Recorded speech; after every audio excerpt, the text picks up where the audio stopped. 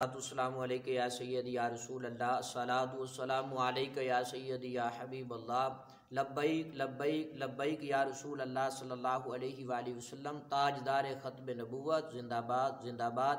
میں کل ایک ویڈیو ہماری اپلوڈ ہوئی تھی جس میں قیادت کے حوالے سے ہم نے بات کی تھی کہ قائدین کے اوپر بلا وجہ کی بعض لوگ جو شرپسند ہیں وہ تنقید کر رہے ہیں اور غلط باتیں جو ہیں وہ پبلش کر رہے ہیں کہ ہمیں اعتراض ہے فرانس کے سفیر کو ابھی کیوں نہیں نکالا گیا، 3 مہینے کا ٹائم کیوں رکھا گیا ہے۔ تو اس میں کچھ سفارتی معاہدے ہوتے ہیں، ایک ملک کا دوسرے ملک کے ساتھ سفارتی معاہدہ ہوتا ہے کہ بلا وجہ آپ اس کو نہیں نکال سکتے ہیں، اس طرح کے معاہدے ہوتے ہیں۔ تو یہ جب معاہدہ کیا جا رہا تھا تو قائدین نے بھی اس کی وضاحت کی ہے،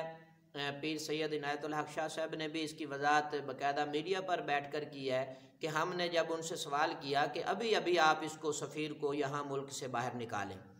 تو انہوں نے کہا کہ ہمارے یونائٹڈ نیشن کے ساتھ کچھ تعلقات ہوتے ہیں، کچھ ان سے کیونکہ وہ بھی یونائٹڈ نیشن کا حصہ ہیں، تو یہ مناسب نہیں ہے، ایک پارلیمنٹ کے ذریعہ سے باقاعدہ قانون سازی کے ذریعہ سے ہم اس کو ملک بدر کریں گے۔ تو حکومت نے 3 مہینوں کا ٹائم لیا ہے کہ انشاءاللہ 3 مہینوں کے اندر ہم اس سفیر کو ملک سے باہر کر دیں گے۔ تو جو لوگ قانون اور آرڈیننس سے واقف نہیں ہیں وہ اس طرح کی باتیں کرتے رہتے ہیں، تو حکومت نے جو ٹائم مانگا ہے اس کے مطابق وہ انشاءاللہ معاہدے کے تحت جو ہے اس سفیر کو ملک سے باہر نکال دیں گے۔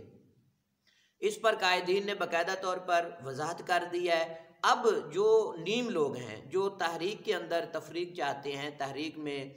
فرقہ واریت کو فروغ دے رہے ہیں، تحریک کے اندر شرپسندی پھیلانا چاہتے ہیں، تو وہ بار بار اس طرح کے کمنٹس بھی کرتے ہیں اور اس طرح کے سوال و جواب بھی کر رہے ہیں۔ تو میں تمام سے یہ گزارش کرنا چاہتا ہوں کہ میرے بھائی جن چیزوں کے بارے میں تمہیں علم نہیں ہے،